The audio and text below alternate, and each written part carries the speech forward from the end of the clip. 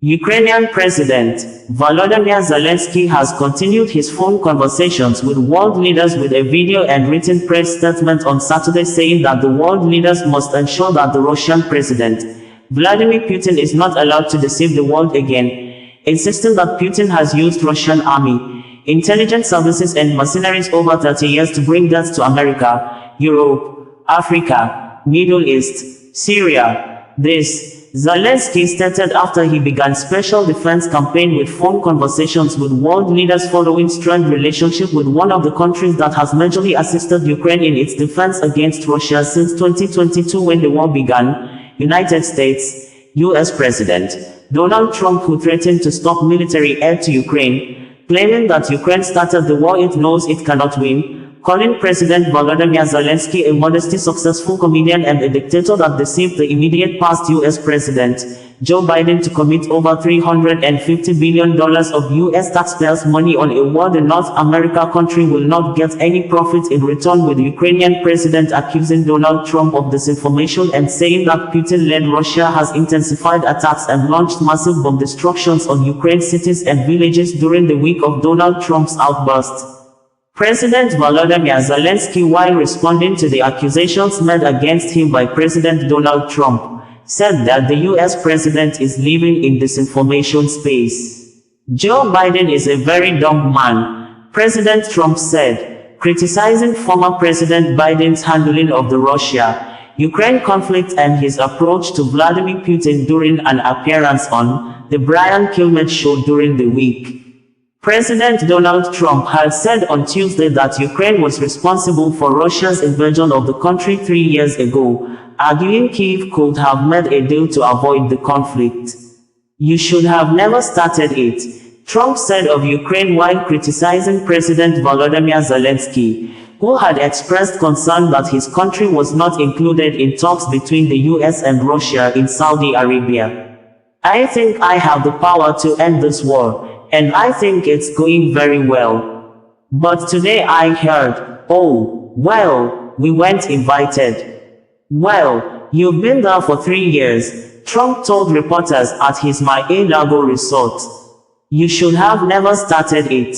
You could have made a deal," adding, "I could have made a deal for Ukraine that would have given them almost all of the land, everything, almost all of the land, and no people would have been killed, and no city would have been demolished, and not one dome would have been knocked down. But they chose not to do it that way." While speaking with American governors on Friday, President Donald Trump said that, "I've had very good talks with Putin, and I've had not such good talks with Ukraine." President Donald Trump's envoy to Ukraine and Russia said on Friday that he had held extensive and positive discussions with Ukraine's President Volodymyr Zelenskyy about the 3-year war with Russia and praised the Ukrainian leader as an embattled and courageous leader of a nation at war. Retired U.S. Lieutenant General Keith Kellogg, who traveled to Kyiv on Wednesday and whose planned news conference with Zelenskyy on Thursday was changed at the last minute to a simple photo opportunity, struck a positive tone after what he said on the social platform X was a long and intense day of talks with Ukraine's senior leadership. His comments marked a departure from recent rebukes of Zelenskyy by Trump and other senior U.S. officials that appeared to indicate an abrupt deterioration of relations. Trump called Zelenskyy a dictator without elections and warned him that he would better move fast to negotiate an end to the war or risk not having a nation to lead. According to President Zelenskyy, security guarantees are what unite the vast majority. Europe, America, and all our global partners need a shared understanding of how to ensure that Putin can never deceive the world again, and that Russia can no longer bring death to other nations, from Ukraine and Europe to Syria, the Middle East, and Africa. Over the past 30 years, we have seen far too much destruction and loss, all caused by Russia, its army, its intelligence services, its mercenaries. The world needs real security guarantees, and I am grateful to everyone for their support. Right now, we are talking with all our partners about security guarantees and concrete forms of support, actions, assistance, decisions, and messages. Thank you for all your support. On Sunday, Zelensky said that, every day, our people stand against aerial terror. On the eve of the third anniversary of the full-scale war, Russia launched 267 attack drones against Ukraine, the largest attack since Iranian drones began striking Ukrainian cities and villages. In total, nearly 1,150 attack drones, more than 1,400 guided aerial bombs and 35 missiles of various types were launched this week. I thank everyone who repels such attacks on a daily basis, our aviation, anti-aircraft missile troops, electronic warfare units and mobile fire groups of the Air Force and Defense Forces. I also thank those on the ground who save lives and respond to the aftermath of shelling, the State Emergency Service, medics, and the National Police. The war continues. Everyone capable of helping with air defense must work to enhance the protection of human life. We must do everything possible to bring a lasting and just peace to Ukraine. This is achievable through the unity of all partners. We need the strength of all of Europe, the strength of America, the strength of everyone who seeks lasting peace. I thank all our partners who help us and understand this. Some close watchers said that the escalating situation in Europe is reaching a dangerous new level, and it seems that all the people are being left in the dark following Donald Trump publicly blaming Ukraine for the war, and Russian state TV is reportedly and openly broadcasting nuclear attack scenarios against the US. Trump was reportedly furious with Zelensky during negotiations, threatening to cut off military aid because Ukraine refused to cave to Russia's demands. Top European leaders like Germany's Friedrich Merz are calling out Trump for pushing Russian propaganda, flipping the blame onto Ukraine instead of the aggressor, Vladimir Putin. Even former Vice President Mike Pence has stepped up, fact-checking Trump and making it clear that Ukraine did not start this war, Russia did. At the same time, Russia is ramping up military movements, and European leaders are scrambling to respond. Italy is now sending Centaur armored vehicles to Ukraine, and Ukraine itself is developing new AI-powered drone swarms to counter Russian advances. High-stakes negotiations are underway between Washington and Kyiv over military aid, resource agreements, and long-term security strategies. But here's the kicker: House Republicans are actively stalling new support for Ukraine, pushing the same pro-Putin rhetoric that's spreading across right-wing media. The European Union is expected to approve a massive aid package on soon, but the US political infighting is giving Russia exactly what it wants: more time, more power, and a chance to push the world toward an even bigger catastrophe. One of the close watchers, retired Major Richard Oyeda, who is a former US state senator. New York Times also reported how President Donald Trump is apparently proud of his quest to push Ukraine to sign a mineral deal of $500 billion, which some observers said would amount to almost 50% of the entire Ukrainian resources, in exchange for the US to continue to support or assist the victim of war, Ukraine, in its defensive fight against Russia. This agreement can add value to our relations. What matters most is getting the details right to ensure it truly works, Zelensky said in a social media post on Friday. The signs of easing tensions only underscored how Mr. Trump has struck an overtly transactional and mercantilist stance toward resolving a conflict, started by Russia, that carries profound security implications for Europe and the future of the transatlantic alliance. Mr. Trump and his allies had waged an all-out pressure campaign against the Ukrainian president, suggesting the United States might abandon the war-torn country and side with Russia, which launched an invasion into its western neighbor 3 years ago.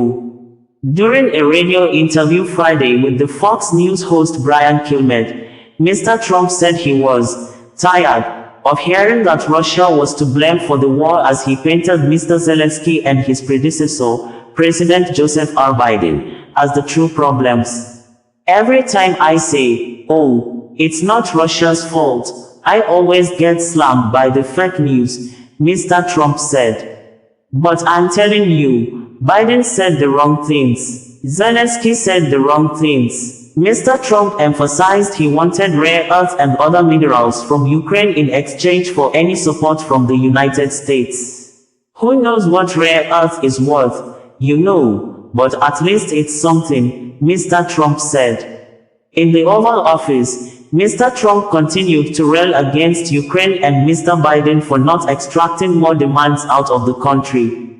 Biden just gave them money. There was no loan, there was no security, was no anything, Mr. Trump said. So we're going to either sign a deal, or there's going to be a lot of problems with them. So we're going to sign a deal to get security, because we have to do that. Since Mr. Trump began his verbal assault, Kyiv has focused on strengthening its negotiating position as the United States and Russia open talks on ending the war, with or without Ukraine's involvement. In a flurry of diplomacy on Thursday and Friday, Mr. Zelensky spoke with half a dozen leaders in Europe and Canada to show up other sources of support. Kyiv and Moscow engaged in direct talks early in the invasion, but since April of 2022 have negotiated only over prisoner of war exchanges and to return Ukrainian children from Russia.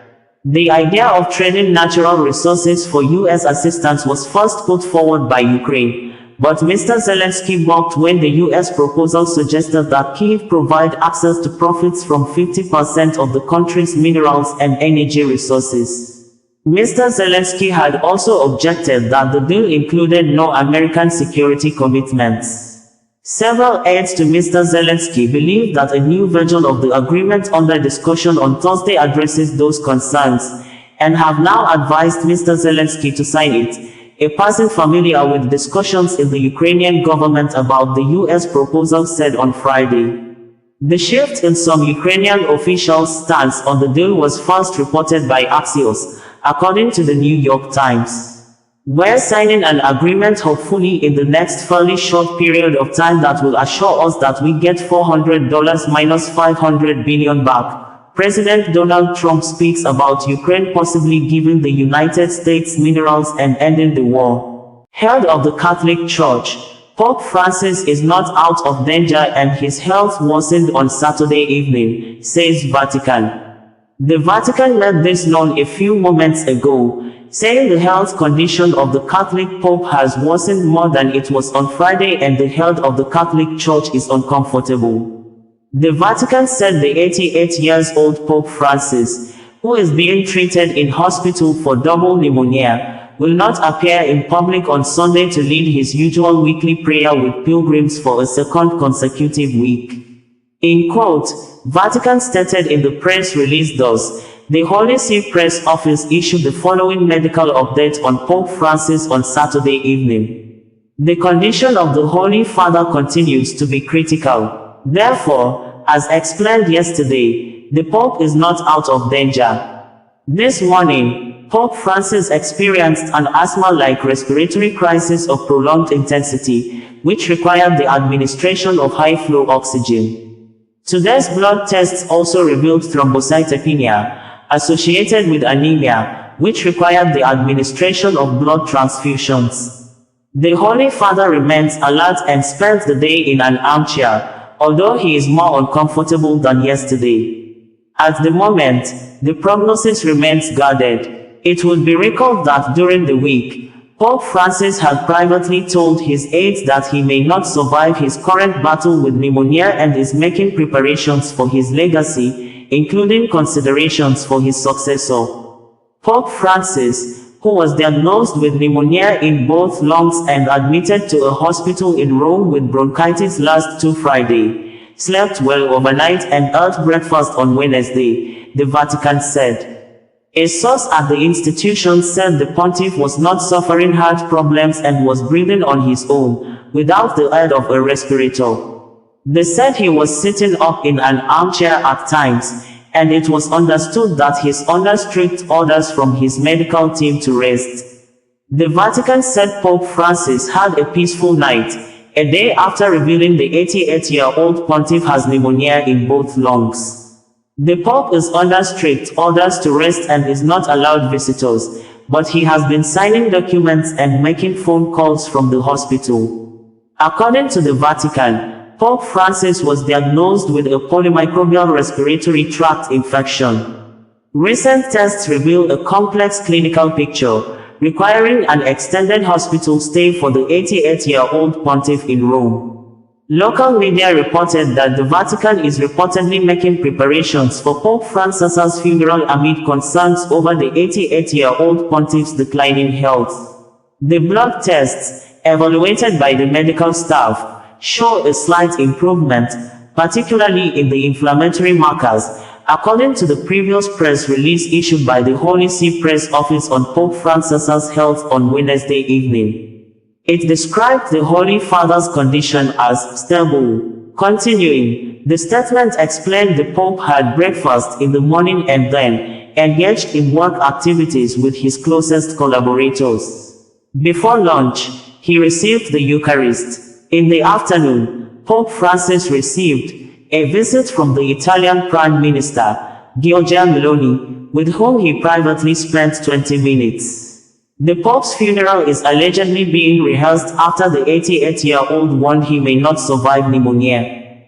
The Swiss guard protecting the Pope, 88, is rehearsing his funeral, with members under a curfew as they are preparing for the pontiff's death, Swiss newspaper Blick claims. The Holy See said the Argentine Pope's clinical conditions were stable on his sixth day at Rome's Gemelli Hospital, where on Tuesday it revealed he had been diagnosed with pneumonia in both of his lungs. The blood tests, evaluated by the medical staff, show a slight improvement, particularly in inflammatory indices, said the Vatican in a statement on Wednesday. Following breakfast, he dedicated himself to work activities with his closest collaborators, it added. Prime Minister Giorgia Meloni also visited the pontiff for 20 minutes, it said, and she found him alert and responsive. We joked as always. He hasn't lost his proverbial sense of humor, Meloni said in a statement.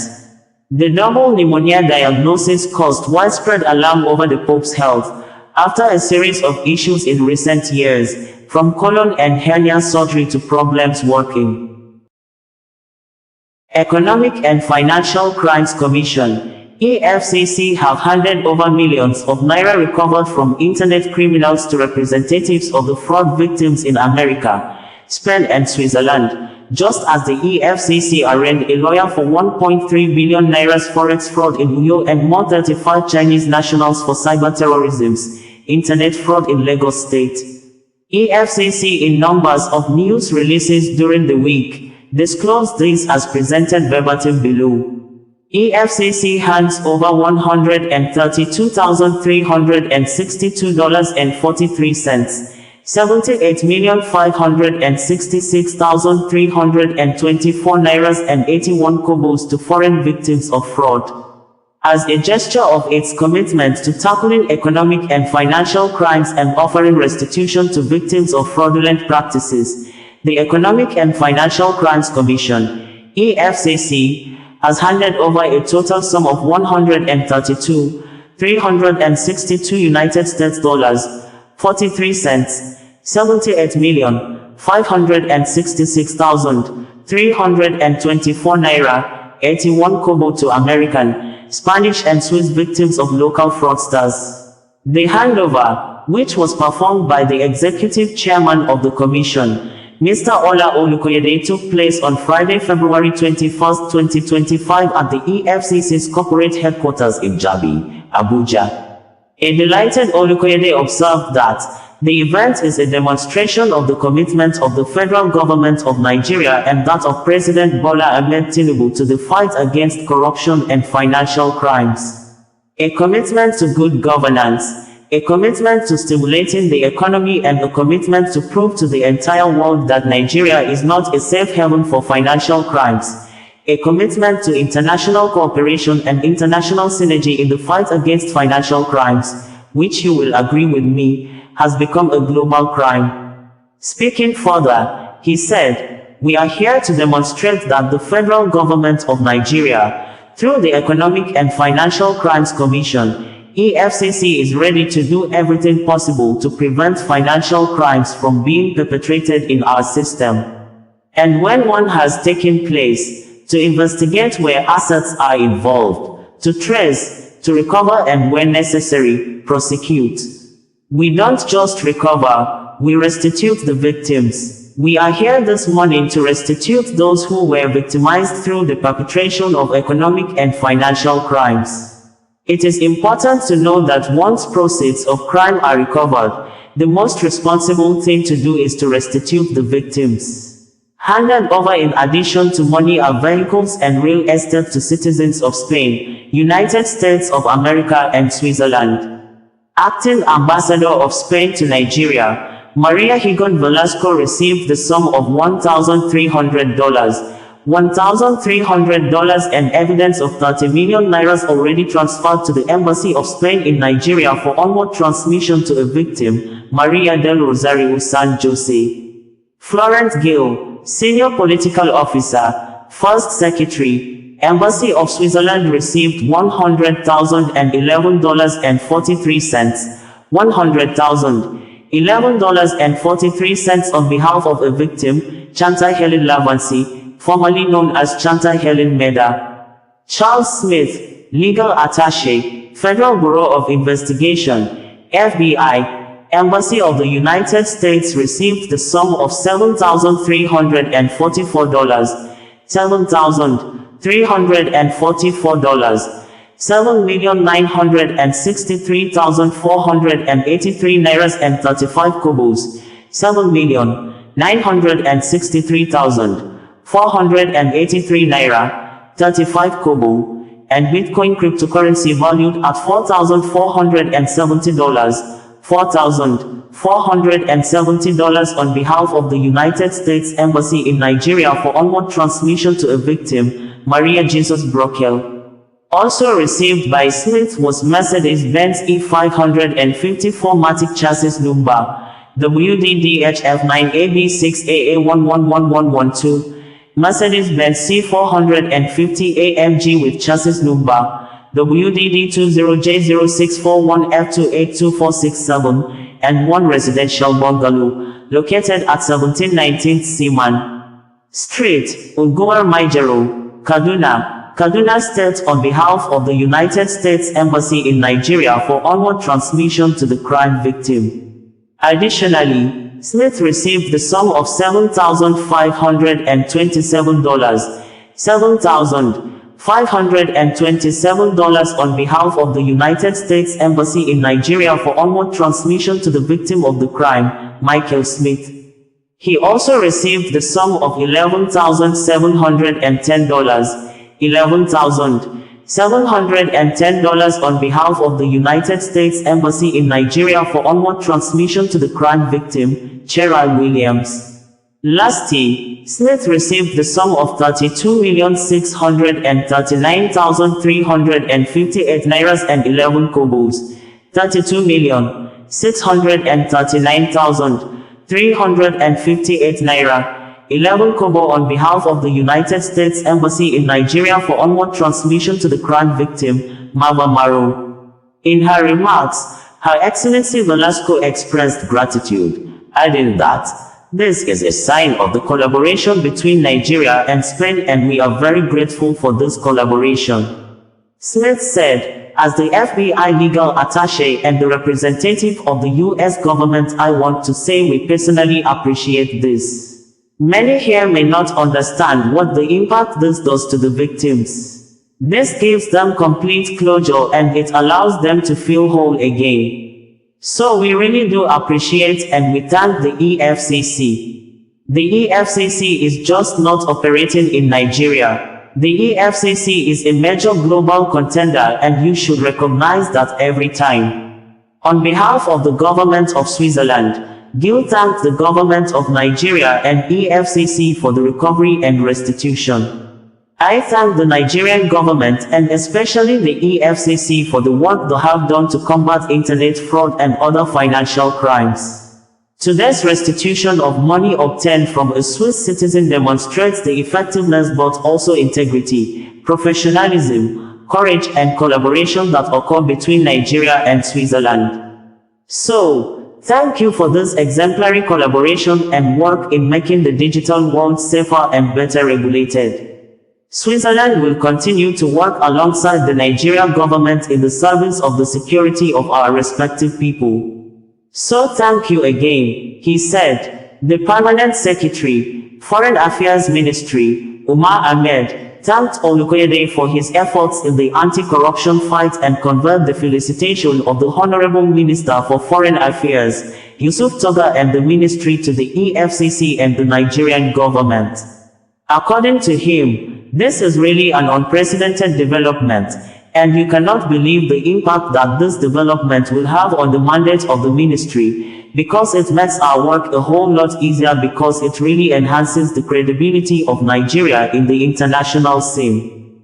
And it will also go a long way in restoring investors' confidence in the country. And the ministry is very well with you in pursuing this mandate and wants to thank you for this initiative. It demonstrates the support of our President, Bola Ahmed Tinubu, in the fight against corruption and also in strengthening the EFCC in carrying out its mandate. All of us in the ministry are really happy with this development and will keep on working with you and supporting you and in carrying your mandate. EFCC arraigns 18 more Chinese for alleged cyber-terrorism, internet fraud in Lagos.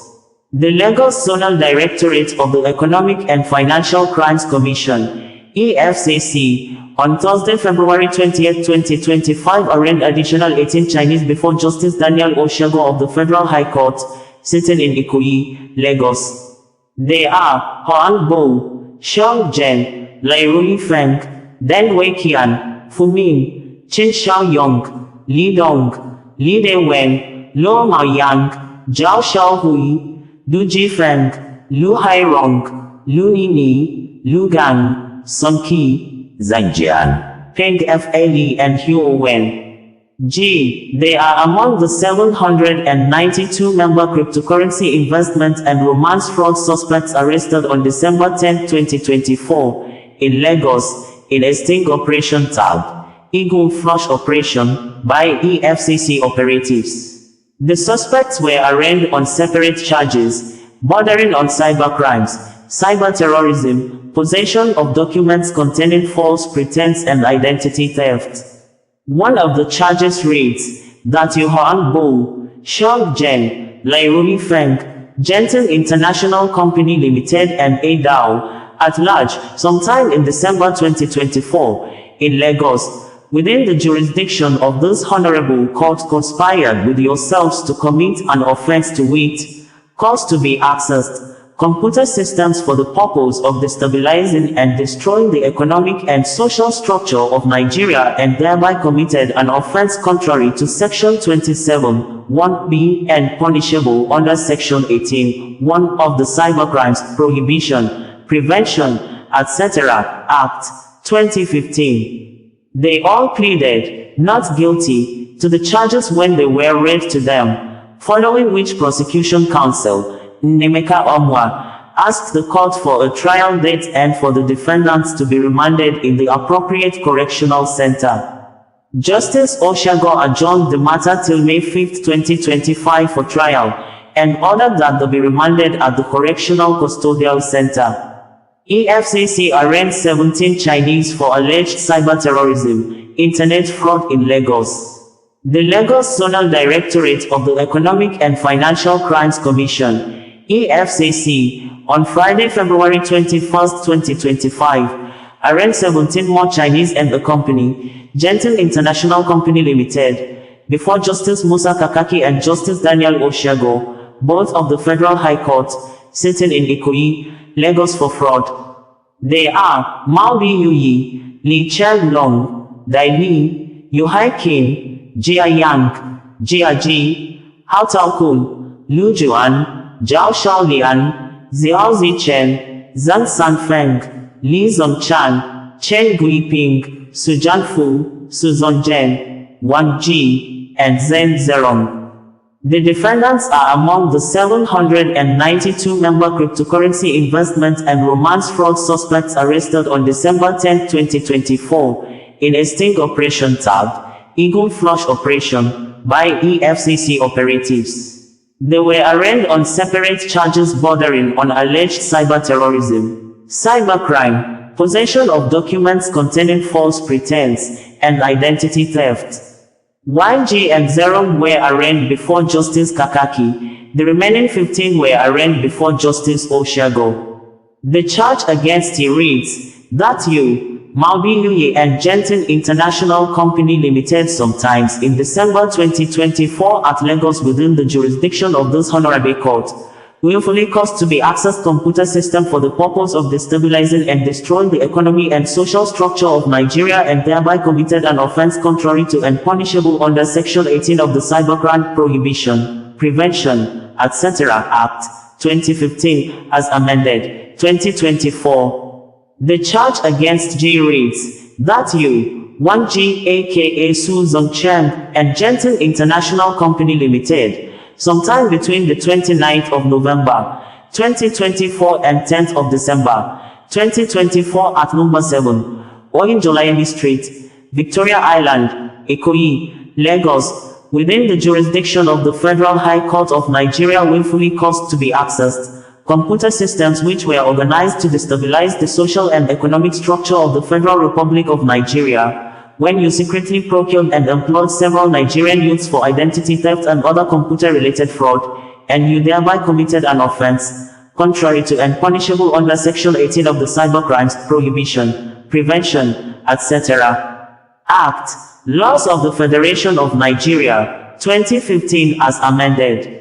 They all pleaded, not guilty, to the charges, following which Prosecution Counsel, M.S. Owede, T.J. Banjo, A.C. Olowoniyi, and N.C. Mutfwang asked the courts for trial dates and for the defendants to be remanded in the appropriate correctional center. While Justice Kakaki adjourned the matter till March 20, 2025 for trial, Justice Oshiago adjourned till June 11, 2025 for trial. They were all ordered to be remanded in the correctional center. EFCC arraigns lawyer for alleged 1.3 billion naira's forex fraud in Uyu. The Economic and Financial Crimes Commission, EFCC, Uyo Zonal Directorate, on Wednesday, February 12, 2025, arraigned a legal practitioner barrister Alexander Uchenna Ozugbo before Justice Sergius Honor of the Federal High Court sitting in Uyu, Akwa Ibom State, for allegedly defrauding his victims to the tune of 1 naira, 323, 850, 000.00, 1 billion, 323 million, 850,000 naira through a bogus foreign exchange investment scheme. He was arraigned on 6-count charges bordering on obtaining money by false pretense in contravention of provisions of Section 18, 2D of the Money Laundering, Prevention and Prohibition, Act 2022. Count 1 of the charges against him reads, that you Alexander Uchenna Ozugbo sometime in September 2024 in Nigeria, within the jurisdiction of this Honorable Court, they take possession of the total sum of 268,850,000 naira only, 268,850,000 nairas, through a bank account with account name Starlight Attorneys which you knew formed proceeds of an unlawful act to wit, obtaining money by false pretense and thereby committed an offense contrary to Section 18 2D of the Money Laundering, Prevention and Prohibition, Act 2022 and punishable under Section 18 3 of the same Act.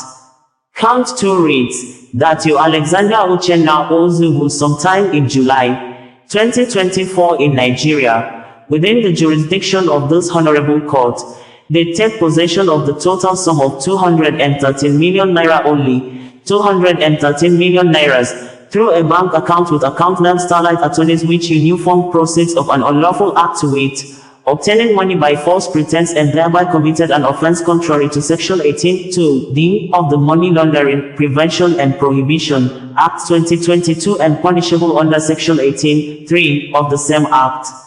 The defendant pleaded not guilty to the charges when they were read to him, and in view of his plea, prosecution counsel, Joshua O. Abolarin prayed the court to remand the defendant at a correctional center and fix a date for trial, but the defense counsel C.M. Onichukwu quickly informed the court of a bail application which he said was filed on self-recognizance for the defendant and also assured the court that he shall make himself available for trial.